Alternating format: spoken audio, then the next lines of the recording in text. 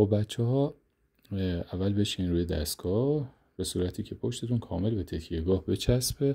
دستگیرها رو بگیرین زاویه آرنج حدود 90 درجه باشه. با کنترل بدون عجله دستاتون رو تا جایی بالا ببرین که تقریبا صاف شن، ولی قفلشون نکنین. بعد آروم بیارین پایین. نفسگیری رو فراموش نکنید. نکات مهمش اینه که کمرتون رو قوس ندین به هیچ وجه، صاف و تکیه داده باشه به پشتی دستگاه. شونهاتون رو بالا نندازین، بذارین عضله کارشو بکنه. آروم کنترل شده.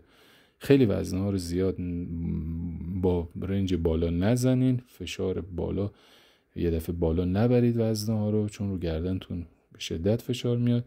یکی از اشتباهات رایج اینه که به سرعت میزنن. اینجوری عضله حتی نمیفهمد که تمرین کرده. فرم رو فدای وزن نکنین. حتی اگه کم بزنی ولی درست بزن، بیشتر جواب میگیری. اگه مبتدی هستی از وزنی سبک شروع کن تا فرم بدنت قشنگ جا بیفته. موفق و سلامت باشید.